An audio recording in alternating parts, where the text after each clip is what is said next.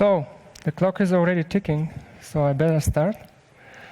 Hi everybody, welcome to this session. It's about a new programming language known as Go. My name is Stoyan Rachev. I work at SAP as a software architect. Throughout my career, I have been using several programming languages, starting with C and C++.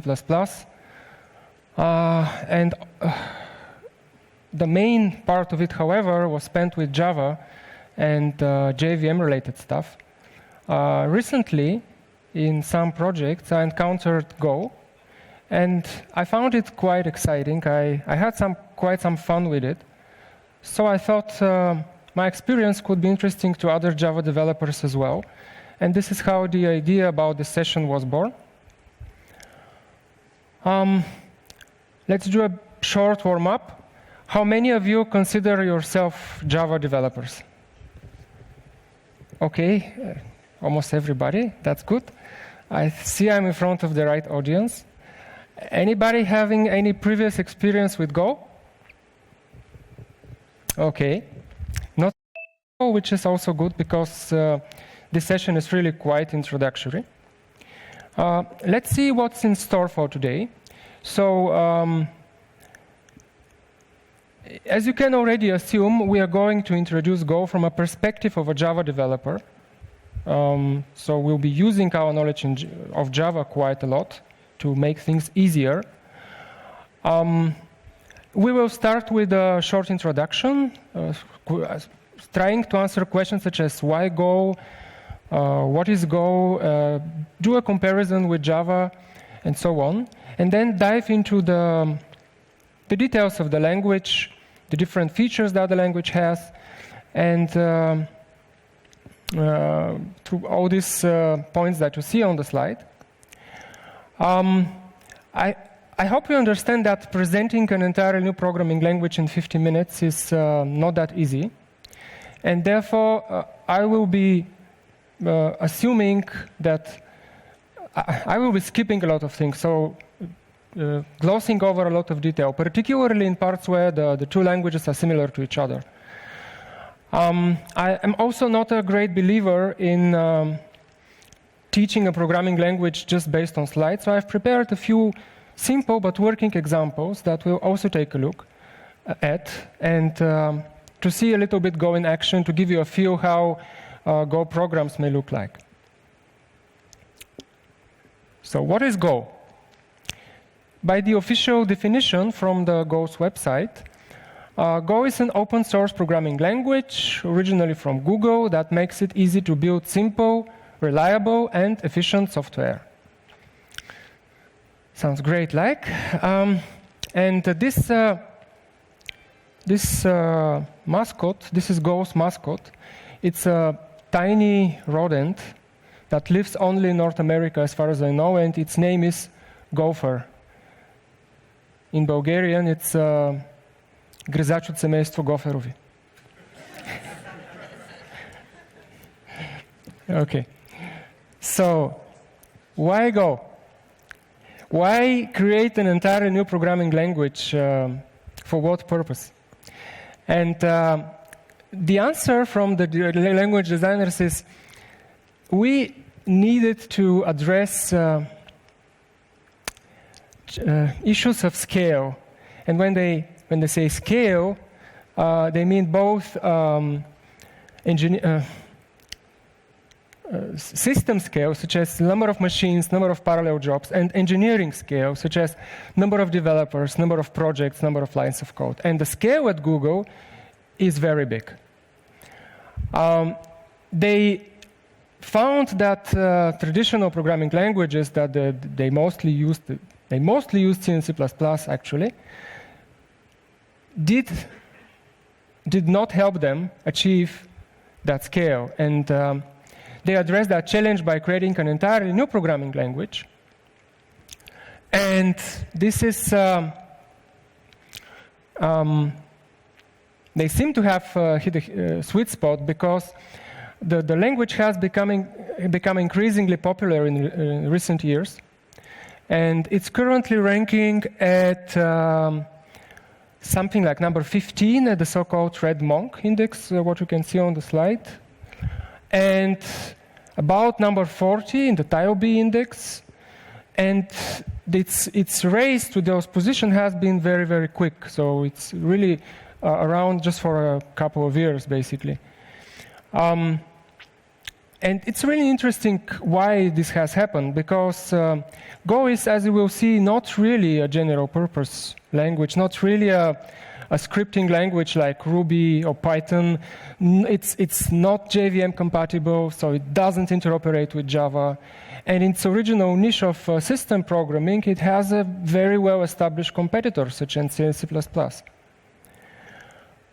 Okay, so before we go on, I would also like to address the question, so why Go for Java developers? After all, Java is number one in all possible rankings and unlikely to be replaced anytime soon. And so why should we Go instead of just go on with Java, you know? And I see three possible reasons. First of all, I strongly believe that learning new programming languages makes us better programmers in whatever language we chose to code in. So I actually strongly recommend looking at other programming languages, not only Go, also Scala, also Kotlin, also all the other interesting things out there, because this really makes us better programmers independently of which language we decide to code or we need to code in.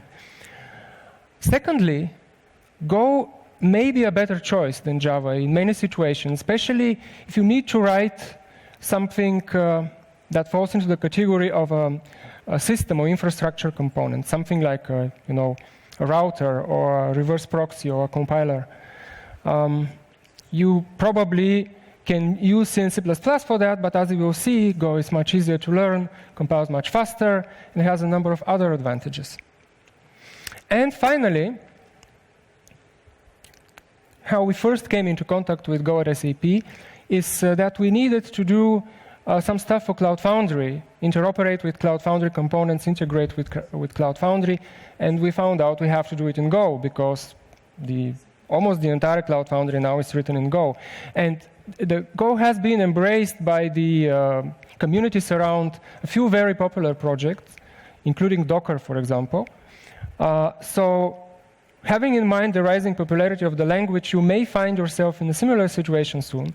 So I guess now it's a good time for you to take a look at this language and anticipate a little bit what might be coming.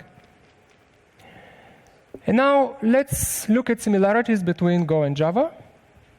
And there are a lot of them, actually, which makes my job very easy, I know. So first of all, both are sys-style. This will make the Go syntax largely familiar to you. Both are imperative, although in Java 8 we have some functional stuff added. Java is traditionally an imperative language, so is Go. Both are compiled. Both are statically typed. Both are object-oriented, although Go's approach to object orientation is really different, as we will see later. Both are cross-platform, both have garbage collection, it's a great feature, both have memory safety features, both have type assertions and reflection. However, there are also a lot of differences. And Go has some stuff that Java doesn't have.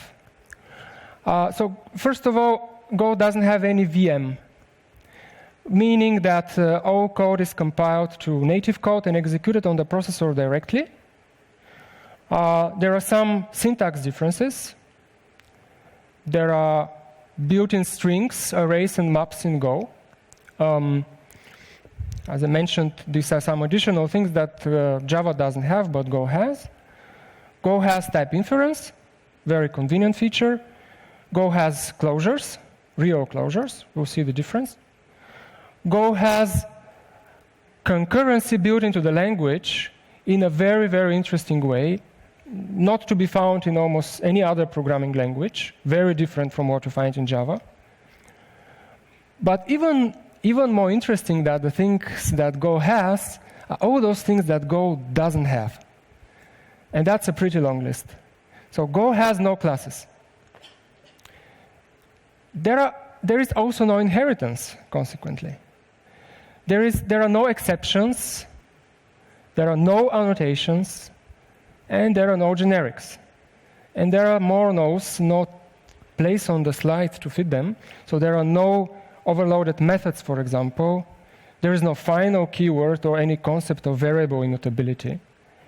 And so on and so on. And now let me guess what you might be thinking. So here is the language that is on one side very similar to Java. On the other side, it doesn't have most of the features and has even omitted most of the interesting one, not to mention languages like Scala and Kotlin that build upon and add even more features. And no classes? Are you kidding me? So probably you are now seriously considering switching to the other session. Well, I understand that. I went through the same kind of cultural shock, to be honest. And what I can say is, please stay here. Hopefully you will find it quite interesting after all. Okay. And now, before we go on, let's try to immediately answer the question, okay, why is Go so different? As you can see, Go is not feature-rich. It's actually the exact opposite of feature-rich.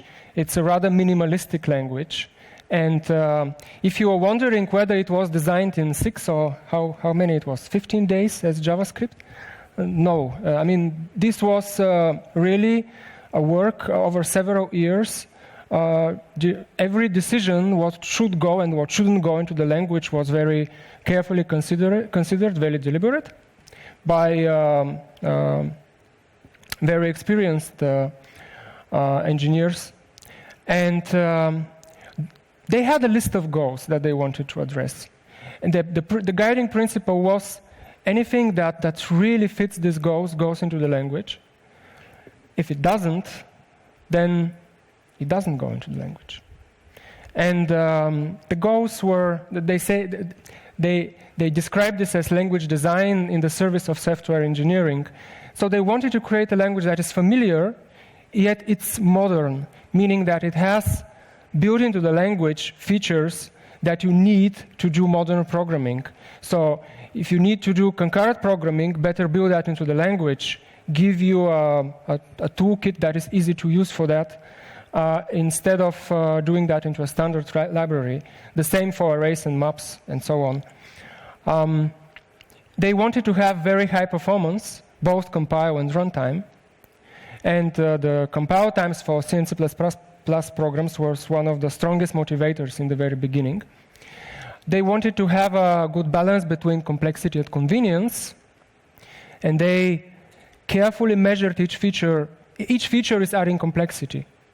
So does it add enough convenience to justify its inclusion into the language? So they consider that, for example, for garbage collection. Yeah, garbage collection is extremely convenient, extremely important, even though it adds complexity to the implementation of the language. But they said, okay, it simply has to be in. However, when they look into inheritance and classes, well, you can do object-oriented programming without that, actually. Many object-oriented patterns or principles actually advocate favoring composition over inheritance. So they thought, okay, that will really increase the complexity of the language, maybe not add that much convenience, let's leave it out. And this philosophy is summarized in one sentence: less is exponentially more, by one of the language designers, Rob Pike. And I think they did a remarkable job here. They really they created a language that is very consistent, that is small and elegant, and that enables programmers to accomplish a lot using code that is really understandable and easy to read. So before we go on, let's look at a small example. And wow. That's really interesting.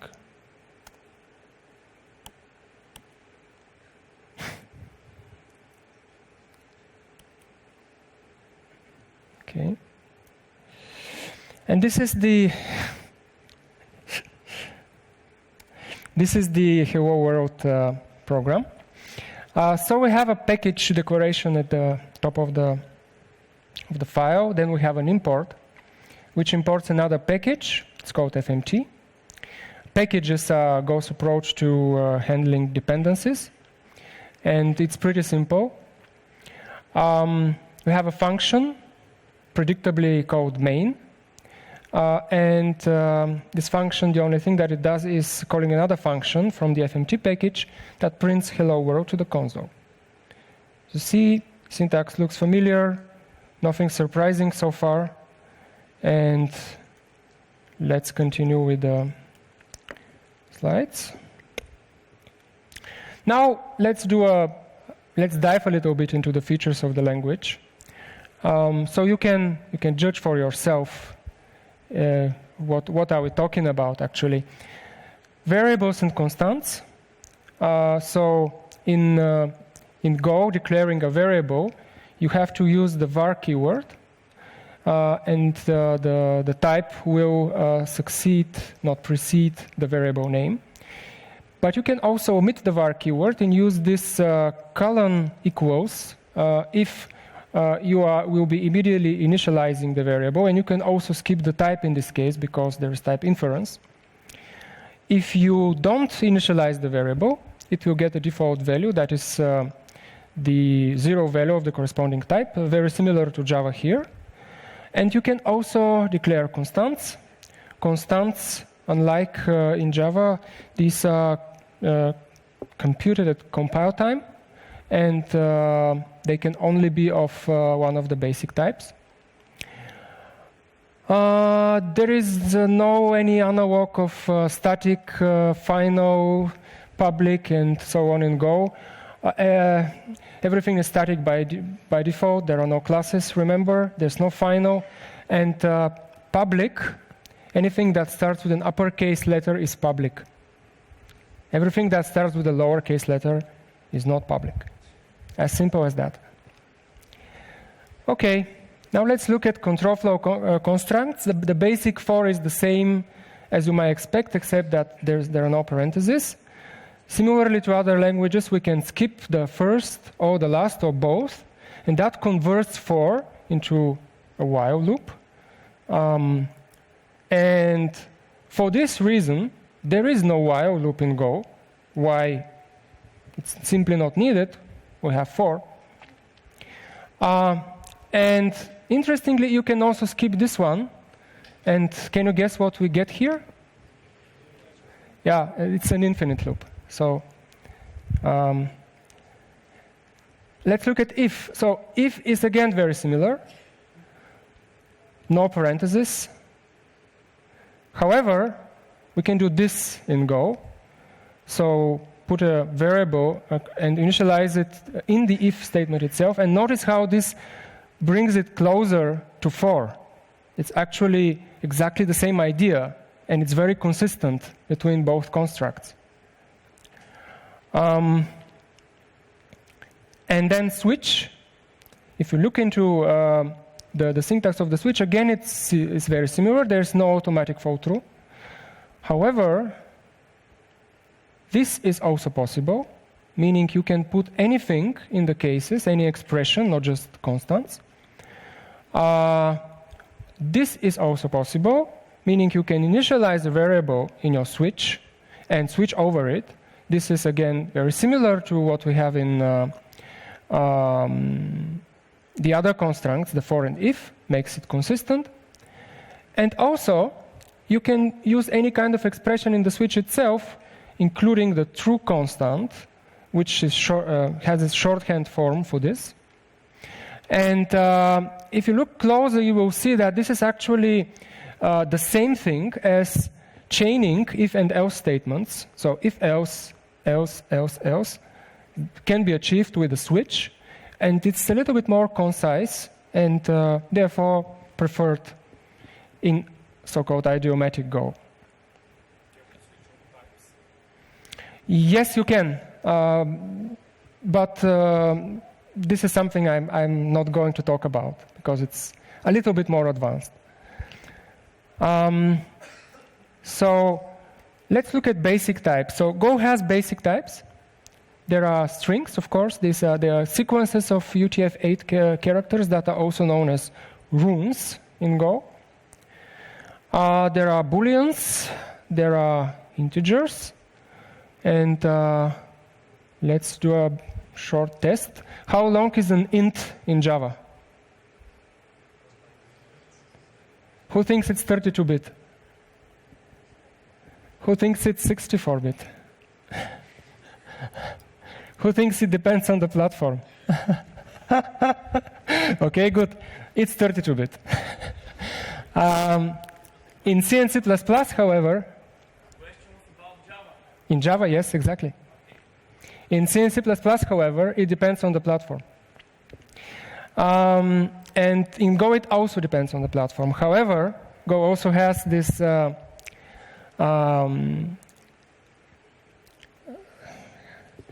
types that have the exact number of bits, like int 8 and int 16, that correspond exactly to the Java types. So if you want to be precise about the length, it's also possible.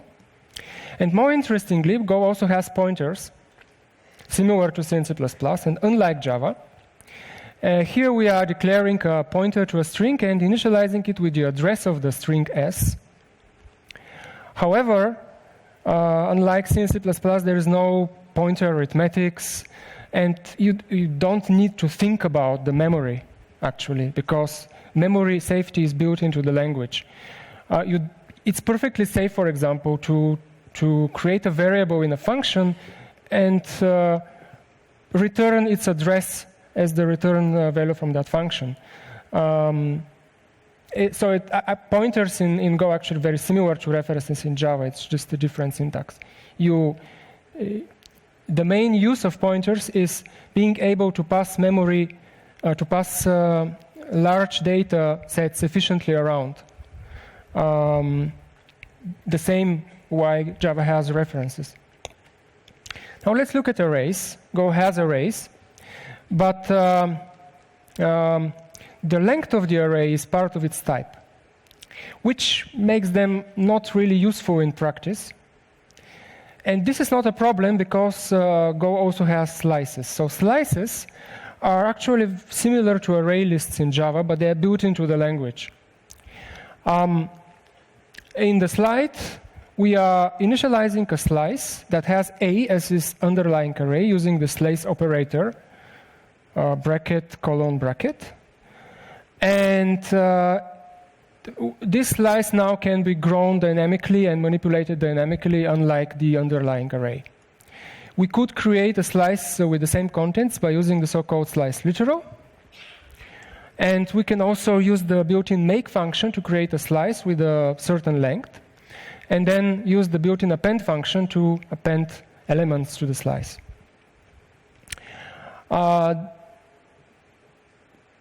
Then we also have maps, and they are very similar to Java hash maps, so pretty much the same thing, except that they are built into the language. We have to use the make operator to create a map, the make function, sorry. And here we are creating a map from string to int, and initializing some elements. And we could do that with this map literal as well. And taking the element of a map is always safe, because if the element is there, you will get the value. If the key is not there, you will get the 0 value of the corresponding type. That's very convenient and makes map very easy to use in practice. However, what if you really want to know if the key is there or not? Then you can use this kind of syntax to check if really the element is in the map. finally, you delete elements with the delete function.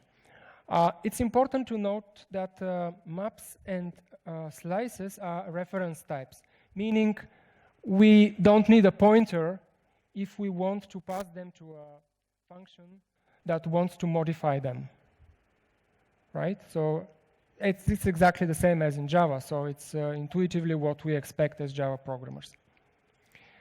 Okay. Structs. Structs are the Go's mechanism to compose types out of simpler types. And they are similar to Java classes, but they are not classes. They are also very similar to C structs. And here we have a struct with two fields, x and y, and we create a variable of this type, point, and initialize it using this struct literal syntax. And we are also using one of its fields by using the dot syntax, so nothing special so far. However, structs are not reference types.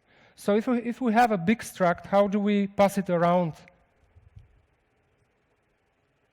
Via pointers, yeah. And interestingly, we can take the address of the map literal and use it as a pointer to a point. And the syntax for addressing the fields is exactly the same. So it works with values, and it also works with pointers to structs.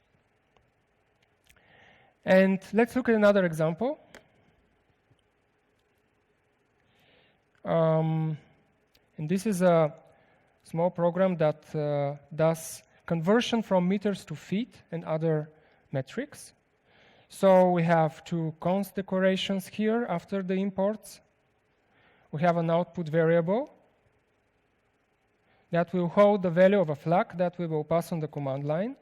After parsing the flags, we will iterate over all the remaining arguments using a for loop and the so-called range operator that I did not introduce so far because I wanted to show it here. And we are basically iterating over all the elements of a slice called OS_args, starting from n. And then for each of these elements, we will parse it to a float using this function here. We will talk about error handling in a minute. And if this is successful, we then switch over the value stored in the variable output, which, as we see, is not a string, but actually a pointer to a string. So we dereference the pointer by using the star operator. And if it's feet, we will convert to feet and print it out. If it's inches, we will convert to inches and print it out. And let's run it. Let's see how this actually works. So to run it, I can do it in several different ways, but what I do now is go run and the name of my source file, and then I will pass a parameter, let's say feet, and a number. And this 10 meters converted to feet. Can do the same with inches. Notice how fast everything happened. What happened is that the Go compiler compiled my program into an executable, and immediately it got executed.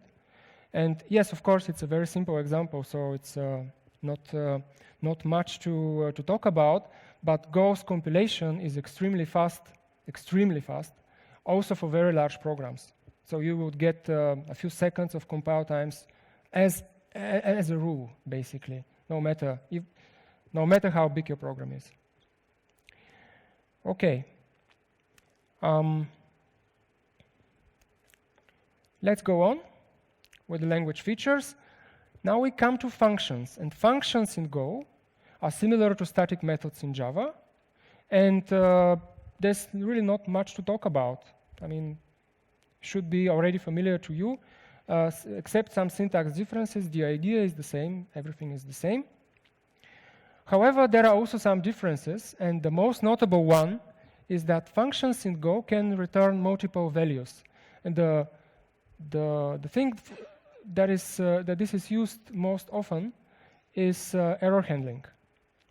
Now, error handling in Go is very different from error handling in Java because, as we already mentioned, Go doesn't have exceptions. So, unfortunately, since we have multiple return values from a function, this is really less awkward than in other programming languages that don't have this feature. So the idiomatic Go is basically goes like this. Whenever you want to signal an error, you will return a value of the type error. Error is an interface. We will see later what it is. And that will be non-null. And if you want to simply normally exit from the function, you will return null as the error. So far, so good. Unfortunately, the syntax of checking for errors is every bit as awkward as in other programming languages that don't have exceptions. So if you want to program correctly, if you want to program safely, you have to check the return value from every function that may return an error, and these are the majority of the functions out there. And if the error is not new, do some proper error handling. Propagate the error or something like this. And this was a deliberate design decision that I need to talk about a little bit because it's really strange. It's too strange to me. I tend not to like it. Here's what the language designers say. They say exceptions are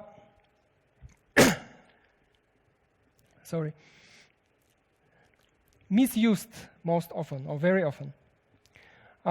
Programmers tend to label normal things like failure to open a file as exceptional, and they tend to forget or don't do error handling properly when doing exceptions, because they're not forced to. It's simply too easy to propagate the exception to a higher context, until it pops up into the face of the user with an error message that is completely not understandable. They wanted to stop this, and their decision was no exceptions. Well, I have some problems with that, but that's a personal thing. Closures. Go has closures, and they are real closures, not lambda expressions as in Java. Who knows the difference? Okay, so the difference is that with closures you can modify external variables, unlike lambda expressions. And here is what we actually do here. We have a function Fibonacci that returns another function. So functions are first-class citizens, can be passed around, of course. That returns an int. And this function will modify the values of two external variables, x and y, in such a way that if called repeatedly, it will return different values. And they will happen to be the Fibonacci numbers in this case. Defer is a very useful construct, also related to error handling. In many situations, we need to do proper cleanup independent of the way we exit a function, especially if we rely on return values to signal an error. We need to make sure that this cleanup is executed properly every time. So the same idea as finally in Java. In Go, we don't have finally, but we have defer, which means we can defer the function call to the very end of the function execution, and it will always get called, no matter how the function finishes its execution. So in this particular example, we are getting a URL, and the result is returned in this variable resp, but the body of our response needs to be closed explicitly, and to do that, we use defer, a very traditional thing to do in Go. Methods. Now we don't have classes, but we have methods. And this is where things start to get interesting, because here in the slide we are creating a new type called stack, which is actually a struct. It uses an underlying slice of types slice to string to hold the data. However, there's also a method attached to that type, and it's a normal function, except that it has a receiver that is before the function name. And this receiver is not even stack, it's pointer to a stack. And we can use this receiver inside the body of the function in the same way we would use any of the arguments. And what is quite interesting, this type definition here, we are using a struct, but we could actually attach a method to any type, including built-in types, including library types. Since we have no classes, all classes are, or all types are open, so to say. And this becomes really interesting if we combine it with another feature, namely interfaces. Interfaces are very similar to interfaces in Java in many respects. So, for example, here we have a library function, fprintf, and the first argument of this function, w, is an interface. And here's the definition of this interface. It's just one method, of course. So we can pass as the first argument any type that satisfies the interface. What does it mean for a type to satisfy the interface? And now this is where it gets interesting, because there is no implements in Go. Interface implementation is implicit rather than explicit, meaning that we can create a type, add the methods of the interface to that type, and immediately we are satisfying the interface. This makes it very, very convenient to change your design later on in the process. You can make types that you don't want to change, or you cannot change, satisfy your interfaces. And it's all very flexible. And here is how we would use the interface. So create a variable, then use its address to pass it to the library function fprintf. And that won't do anything, because as you see, our implementation is a no-op implementation, but it will compile and run.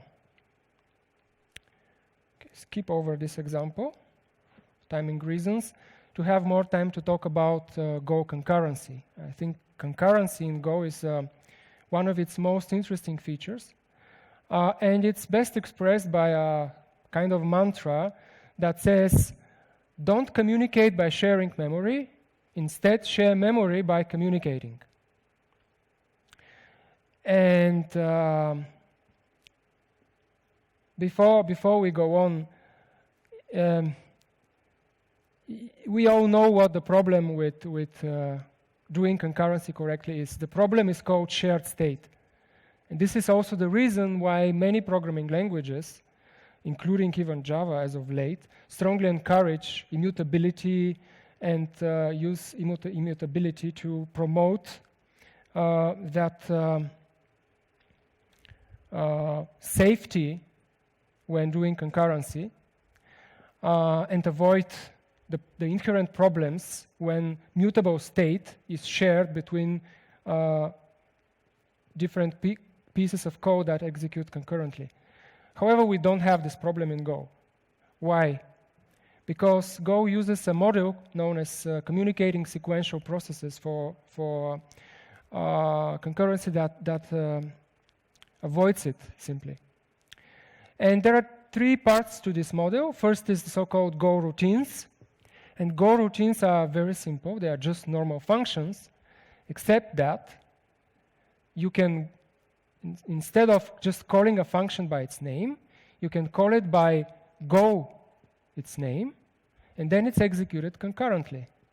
in parallel to your other code. For example, here we say go say hi, and they say there. What will happen? Will it say hi there, or will it say there hi? Hi there? Who thinks it will say hi there? Okay, very few people. Who thinks it will say there hi? Very few people. Well, all the others are right. I mean, we cannot say because we don't synchronize them in any way, and therefore it's absolutely unclear what will happen. Both outcomes are possible. And how do we synchronize? We use a new construct, which is known as channels. And channels are simply a typed construct with which we can pass information from one Go routine to another. Here, we are creating a channel of type int, so we can only pass ints through this channel, not anything else, using the built-in make function. And then to send something over the channel, you use the send operator, which is simply an arrow pointing to the left. And to receive something from the channel, we use, again, the arrow, but this time we put the variable on the other side. And here we receive and assign something, and here we can receive and discard the result. Both are legitimate. And the interesting thing about these send and receive operations is that they are blocking. So when you send something, somebody has to receive it on the other side before the execution of this Go routine can continue. And the same is for receiving. If you start receiving something, there must be somebody sending. And only when something is really received, this Go routine will continue the execution. And this makes channels your favorite and perfect synchronization mechanism. You can close a channel to signal that nothing will be sent over it, but know that this is not really mandatory. Closing a channel is not like closing a file. You can leave it open. It's no problem. And the third element to concurrency in Go is select. Quite often, you will be in the process of doing communication for several different reasons, possibly with several different Go routines, and we would like to execute whatever blocking operation is ready to be executed first. And this leads us to a construct that is very similar to switch, except that instead of switch, it's called select. And instead of, and in all the cases, we have to put either send or receive operations. We can also have default, so if neither of the cases is ready to execute, it will execute the default. If there is no default, it will block until any one of the cases is ready to execute, and then it will execute it, only it. Usually you put that in a for loop, and then you have a Go routine that is properly synchronized and efficient, communicating with several other Go routines. You can use these building blocks to build many interesting concurrency patterns. Just one of them is what is known as pipelines. So here in the example, we have one Go routine, which we call the generator, that generates all the numbers from 1 to 10 in this case. Note we are creating a function value, then immediately use it to invoke in a Go routine. And then we have another Go routine. This is the invoking Go routine, which is the printer that prints the values. The values are sent over the channel, that is numbers. Now, I would like to show this, to a little bit expand on this example. And I have a program. Let's look at the source code. That is also about pipelines. But each stage of the pipeline here has actually two channels, one for input, one for output. If both are not new, the stage will simply receive a value from the input channel and send it to the output channel. If the input channel is new, this is our initial stage, we will receive values from a channel that will simply send us values each second. And if the output channel is new, this is our last stage, we will print out the difference in time between the value and the current time. So the time it took for the value to traverse the entire pipeline.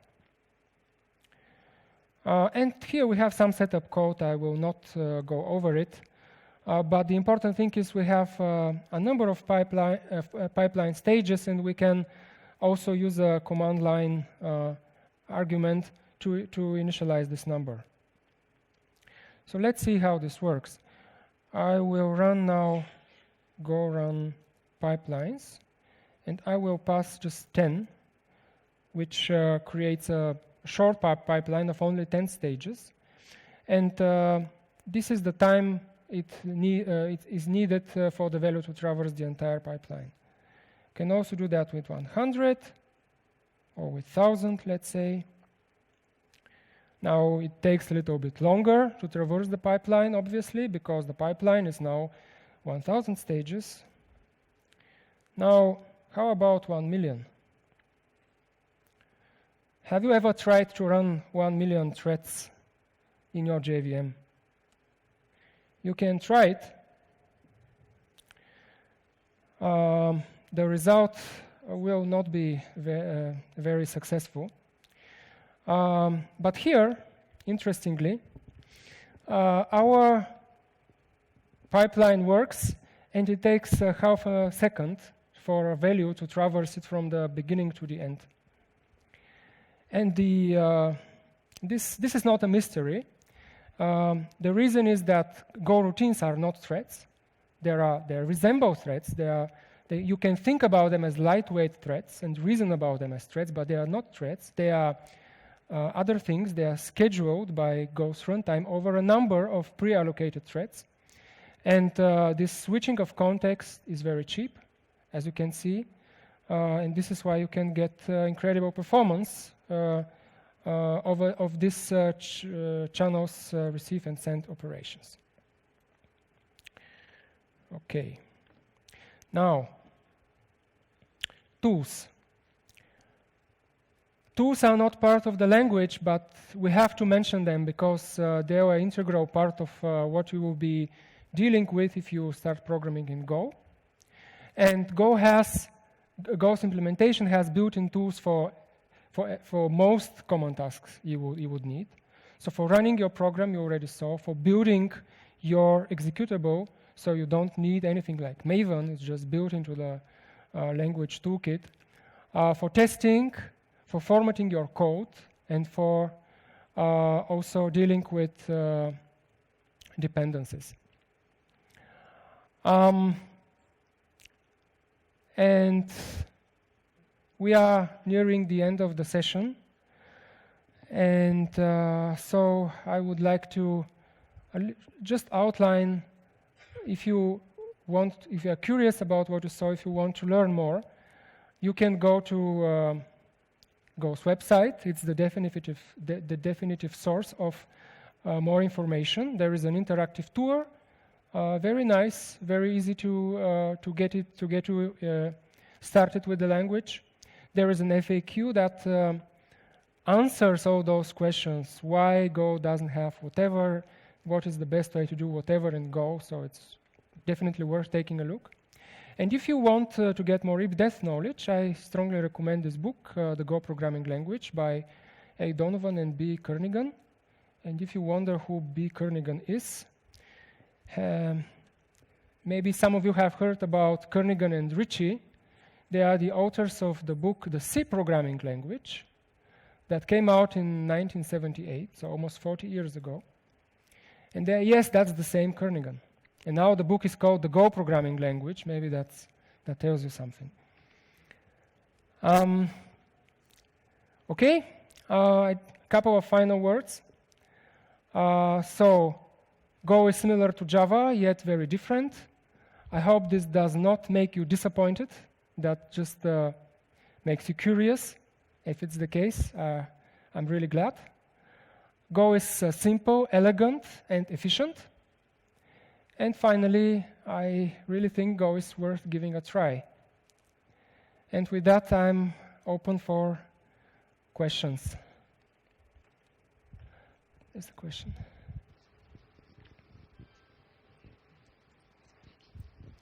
I have a statement and a question. The statement is I personally did not like the language. It is right only, it uses some operators, not keywords, but okay. My question is about the immutability. You did say that structs are initially not passed by reference. So is that by the Go developers' advocacy for not passing them by reference and just create new structs or just attach them as a reference methods as is shown? The short answer is no. Go doesn't have any preference for immutability. It doesn't encourage immutability in any way. And yes, that might be different from what you have seen and from what you have heard in many other sessions. The reason is, there are many reasons, I guess. One of the things that I mentioned, if you strongly favor immutability because of ability to do concurrency in a better way, that's a very valid reason. However, in Go, that's simply not necessary. And with CSP, you just do everything without immutability. You don't share state because you don't need to share state, and you're fine. That's the long answer. Okay, thank you. Sorry, but the next sessions have to start after 5 minutes. Thank you very much.